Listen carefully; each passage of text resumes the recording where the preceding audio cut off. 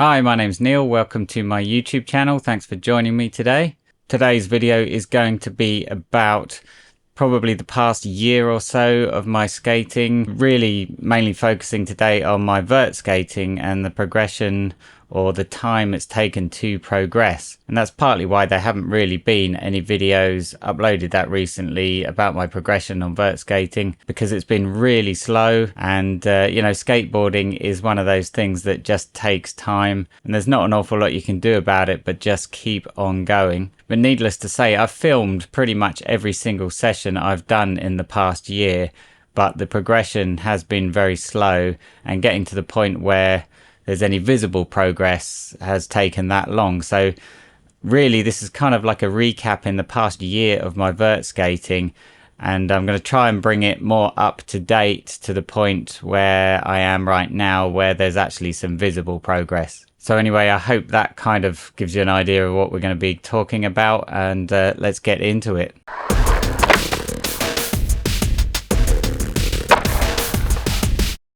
Right, so if you caught my last video, you'll see I kind of explained and apologized for the lack of uploads recently. And I've talked about this previously, about being really torn or confused about the way that I'm going to present the backlog of video I've got. I've got over a year's worth of video recorded, but just haven't uploaded. And the more and more I sit and think about it and procrastinate, the further and further away I get on the timeline, so the harder and harder it's getting. So I wanted to kind of try and knock out a big amount of that time in sort of one video that brings things closer to being up to date. I'm going to start today with the biggest one that seems to be the biggest problem to me, and that's vert skating. So if you've followed my channel for a while, you'll know that maybe 2 years ago now, I started skating vert ramps just as sort of a new avenue with my skateboarding. I don't skate street really at all. I did a little bit in the lockdowns, but it's not my kind of thing. So I'm a transition skater. I skate bowls and pools, mini ramps, and now vert as well. And one of the reasons I started skating vert was because I'm scared of heights. And I thought one great way to attack that fear is to literally just throw yourself into it, immerse yourself in the fear, face the fear. And vert skating was a great way of doing that, I guess. You know, I kind of even had a bit of fear skating bigger mini ramps, you know, like 7 or 8 foot. Not so much dropping in, but just doing tricks on them. That kind of being up high feeling was kind of annoying and kind of getting in my way. And I have a lot of friends that skate vert, and I thought that's a good thing for me to start doing as well. It looked like a lot of fun. And, you know, there's the teenage dreams of being able to do a backside air or something, you know, like Tony Hawk or whoever. Back when I was a kid, vert skating really was the biggest thing in skateboarding, and we all dreamed of being able to do those kind of tricks. So there was something in the back of my head that said I needed to have a go anyway. So the videos that I had uploaded previously, you'd seen that I'd gone and started skating some vert ramps, trying to get used to dropping in, and my runs pretty much consist of dropping in and backside kick turning round and round over and over again.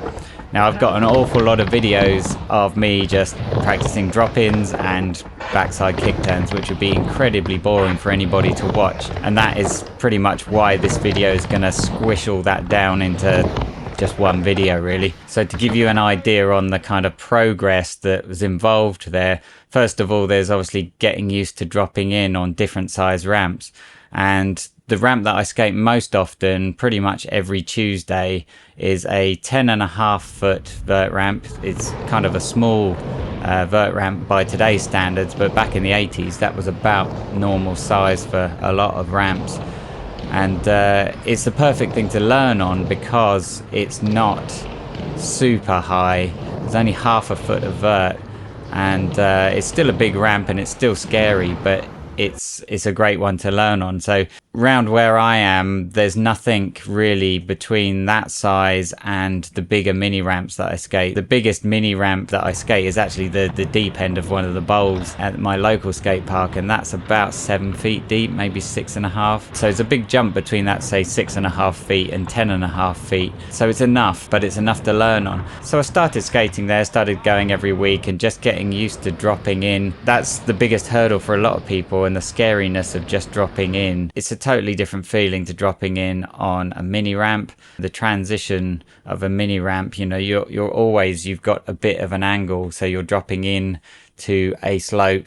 As you go in, before you know it, you're in the flat bottom. So it's a very quick thing and not an awful lot to worry about. Of course, the bigger it gets, you get mind games and such, but because it's always on a slope, it's generally okay. And even the bigger you get, it doesn't tend to get terribly steeper. There are some steeper, whippier ramps, but in general, on a non-vert transition, it can pretty much feel the same sort of process. Now, when I first started, I assumed that the feeling would be about the same to do on a vert ramp, but it really wasn't. That mind game, the psychological thing of standing on the edge and looking over and seeing vert, just seeing it is enough to really worry you. And you can't contemplate how you're going to ride down that, because it's like, looking at a brick wall and thinking, how are my wheels going to stay on the surface? How am I going to ride down there? Surely I'm just going to fall into the transition, miss the first foot and just badly land into the transition. And that's a valid thought, because that's pretty much what happens. You kind of free fall the vert, but not so that you would notice. It's over so quick, in the fraction of a second, you wouldn't even notice, and you don't notice. The only thing you really do notice is the speed and kind of gravity, the weightlessness. That's what you notice. And before you know it, you're in. So you do kind of free fall that first foot or half a foot or whatever, you free fall the vert.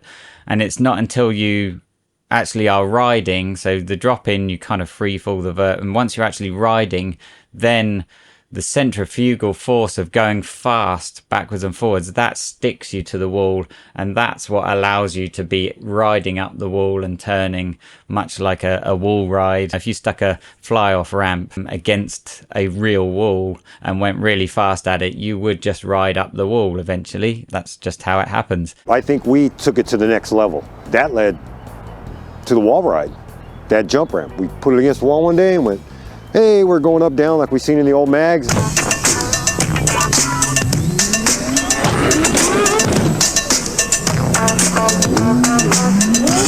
I almost want to blame Aaron Murray for that, because we were all doing the jump ramp thing right here and stuff, and I think Aaron Murray was the first dude to go, hey man, let's put this thing against the wall, and slid it against the wall. And I think that's how that's all started.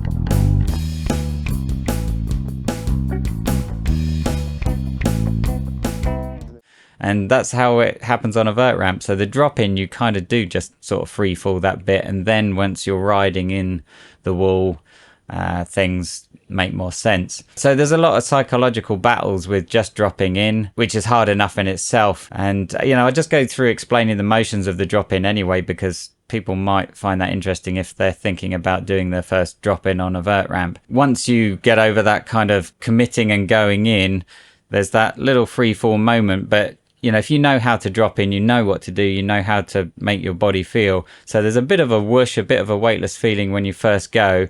And then as your body kind of catches up and you start to feel the transition, you start to ride into the transition, that is just the same as any other ramp, but you've got your whole body weight coming down as well. So it's a bit more pressure on your thighs and your legs to kind of hold firm and ride through it. The first time I dropped in on the vert ramp, my legs kind of collapsed at the bottom. They just folded because I wasn't ready for the sort of body weight coming down and down and down.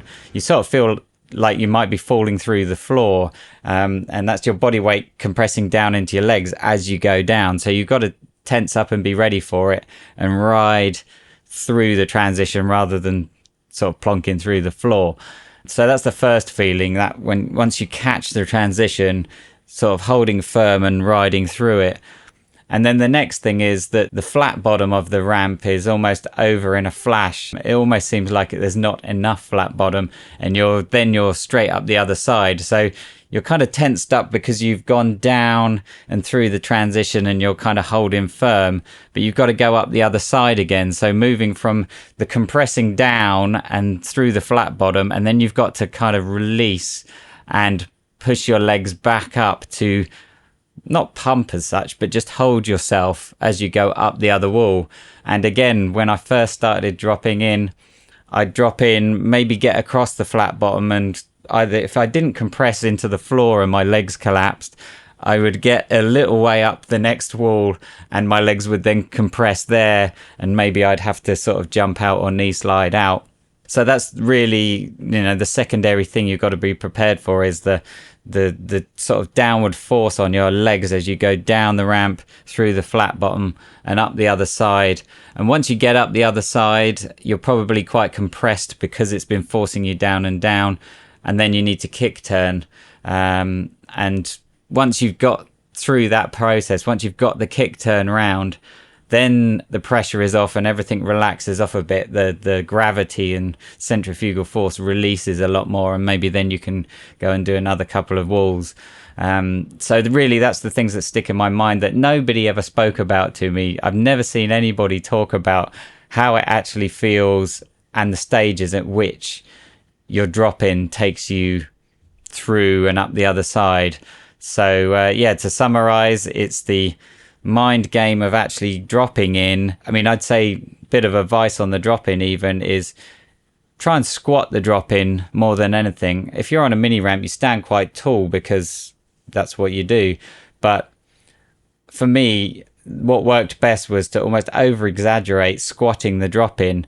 The key to vert skating and balance with vert skating is staying against the wall. If you're standing out, you go weightless basically, and then the sensation and feeling you will fall to the flat bottom, or just the sensation that you're going to fall in general. If you try and stay against the wall as you go, so if this is my wall, you try and stay against the wall by squatting down against the wall as you go, you will hold balance a lot better. You will stay on. You will have your legs ready for the centrifugal and gravitational force that is pushing down on your legs as you go through the bottom and up the other side. So staying low is always a good thing. So yeah, just squat that drop in, hold firm with your legs through the bottom and up the other side. It's only something that you're going to experience and then bank it in your mind as muscle memory.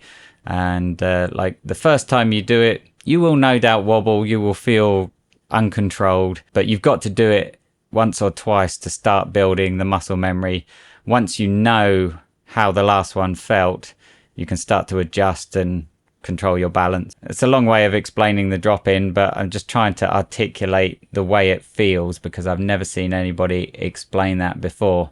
So anyway, once we get past the drop in and we're going up the other side, really all that I've been focusing on is getting comfortable. And it's quite literally that, being comfortable, dropping in, riding up the other side, kick turning and repeat, going round and round. Because once you're on the wall as well, you can't stand up. You can't stand up and out of the wall. You've got to stay quite low. If you stand up and out, again, you're going to you'll have a weightless feeling as if you're falling, and your feet will go light and you'll lose grip on your board, and there's all kinds of things that mean that it's not a good idea to stand right up and out. You can stand up and out when you're much more comfortable and you're going much faster and you're much more relaxed. That's why when you see anyone that's been skating vert for a while, they look so relaxed, they look like they're standing up as if they're on a mini ramp, but really that only comes with experience. And when you're first beginning, as I said before, you need to stay against the wall. So as you drop in, you want to squat down and stay low, staying relatively low through the flat bottom and up the other side, getting low again for the kick turn. And you want to do a low kick turn and then pump out of the kick turn down the wall and then go up the other side, pump up. You don't have to pump hard going up, but just prepare yourself as you go up, and then squat the kick turn and pump hard down out the kick turn out the other side. And that is literally the process. And I've spent months and months just doing that, just going round and round and round. So I drop in, go round and round and round until my legs are feeling sore, and then I'll bail into a knee slide. That's another important thing as well, is like having a really good exit strategy. And the best thing you can possibly do on a vert ramp is to knee slide. Running out of things on a vert ramp is going to kill your feet in no time. Not only kill your feet, it will kill your ankles, your knee joints. If you're young, you might say, oh, I can run out of everything. Yes, you can. But I know young people that are really suffering with knee problems right now, either because they run out of stuff or because they don't knee slide properly. And so knee sliding properly is all about releasing the impact from anywhere else, really. So you're not smacking your feet, you're not smacking your knees. And the best thing to do for a knee slide is always face where you want to go. So if you're going up and doing a backside turn, that's fair enough. If you're doing front side and you want to bail out of a front side, if you're turning front side, you need to look round where you want to go and then jump out. You learn to jump clear of your board, and I'll talk about that another time, but the exit strategy is really important. You really do want to learn to knee slide properly because that's your best bet of a safe exit. And you can do that by literally just running up the ramp and stepping or tipping yourself onto your knees. Just run up the ramp, up the wall, turn around and just dip onto your knees and slide out. And I'll show you some videos of some knee slides just so that you get the idea. One thing that's really important to say is don't jump onto your knees, just flop onto your knees. And if you're jumping off your board, the best thing to do is take one step and then flop onto your knees. So take the impact with just one very light step and then flop onto your knees. Don't jump off and then smack down onto your knees, because that will ruin your knee joints in no time. So yeah, learning to knee slide properly is also really important. Okay, so moving on, once I got to the point where I'm dropping in and I'm kick turning ad infinitum, just over and over again kick turning, obviously that starts to get really boring really fast, especially for the people I'm skating with who are watching. But you know, you have to just do that, and you can apologize if you want, but nobody should really be that bothered about it, because they should all be going through the same thing or have gone through the same thing before. So the kind of infinite kick turns are just all about getting used to being up high on the ramp. There's no good dropping in and then just staying really low as if it's a mini ramp for the rest of the run. That's pointless. You might as well just go and ride a mini ramp. So you really want to be dropping in and pumping an awful lot to stay up high. And the goal really is to get to the coping. And so after a while, once you start to become more relaxed, you get comfortable with your balance. And that's really what it's all about, is balancing properly while going very fast and kick turning at the peaks.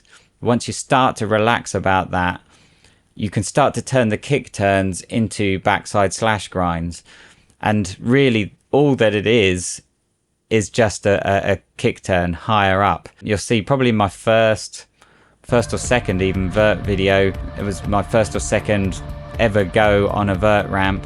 I was at Greg Nowick's ramp and I did a backside slash grind. It's that easy. Literally just keep kick turning and your wheel will roll over the coping and you'll slash grind. You don't even have to try and grind. You just keep going to the point where you get higher. And if you're kind of afraid of hitting the coping because you're not sure what might happen, to be honest, at that point, nothing terrible can happen. The coping is not massive on a vert ramp. It doesn't stick out huge. It's not like a pool coping. So you can just ride over it and not even notice.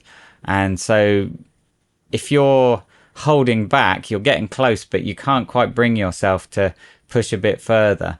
My top tip is when you're heading towards the wall and you're looking up as you go and you see the coping in front of you, stare at the coping itself, stare at it as you do a backside kick turn. So stare at it and kick turn around it and you will just hit the coping unknowingly. Look where you want to go. That's a real key point that I've learned with skating recently, is that if you just look where you want to go or what you want to hit, your body will do the rest. So yeah, we're winding those kick turns up into backside slash grinds by staring at the coping as you go, and eventually you just start slashing. There you go. That's like the first trick I basically learned, and you know, you could almost not call it a trick because it's just kind of turning around at the very peak, but a backside slash grind was where it all started.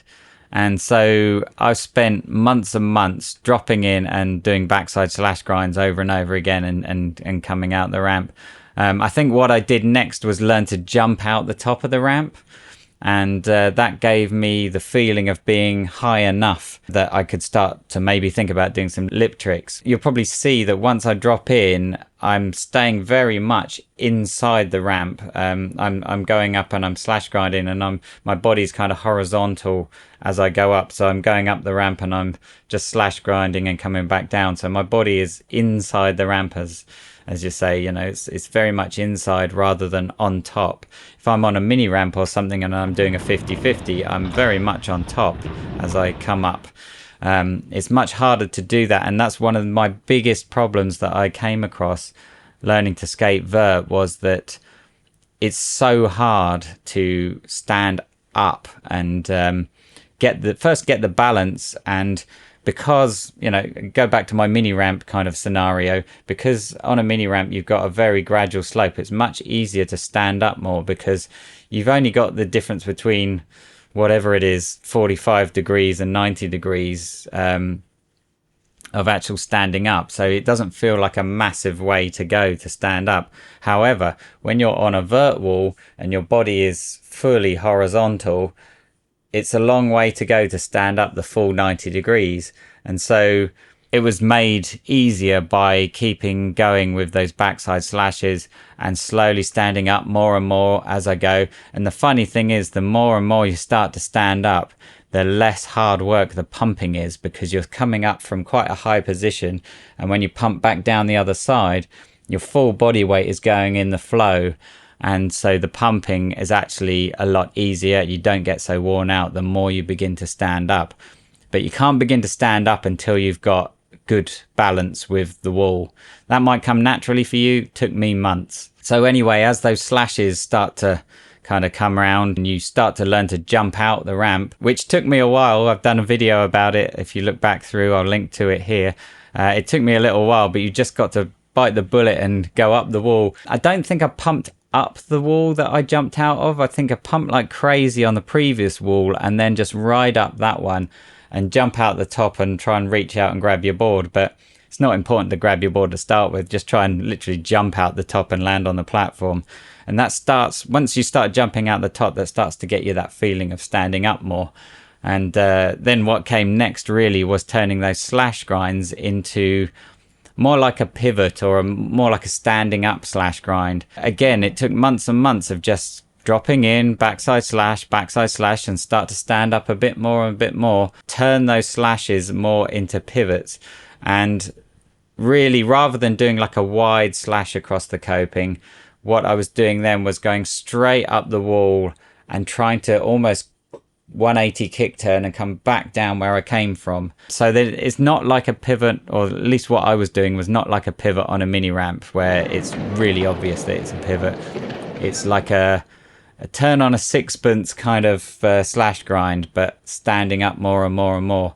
And I still don't have them where I'm fully standing up on the coping, but I definitely feel my body weight is up more and it's more of a pivot because I'm doing a proper 180 on my back truck as I come back in. So it's not so much of a grind, and it doesn't make a huge grinding noise. You just get like kind of a banging sound as your truck comes up and pivots on the coping and you go back in.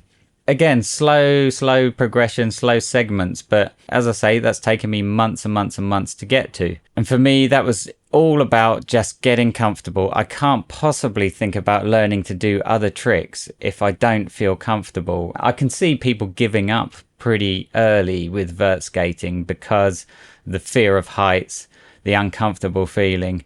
But once you get over that hurdle, and you might have to, like me, you might have to give it a year and hammering it at least once a week for a year before you start to relax. And I'm still not perfectly relaxed, and you know, it's been a couple of years now. And I can only liken it to when you first get a skateboard and you first stand on it and you're wobbling around like a newborn horse. You know, you are literally all over the place. You got through that, and so you have to be prepared to do that again on a new terrain, whether it be skating vert or a pool, you know, quite gnarly steep pool. You're probably going to have the same feeling. You just got to power through it, put the time in, and eventually things will start coming together without you even realizing it. So anyway, I hope that helps explain where I've been, what I've been doing. I have been skating at least once a week on a vert ramp, if not twice, especially in the summer months, as well as doing sessions in a pool or a bowl in the same week. So I've been skating at least 3 times a week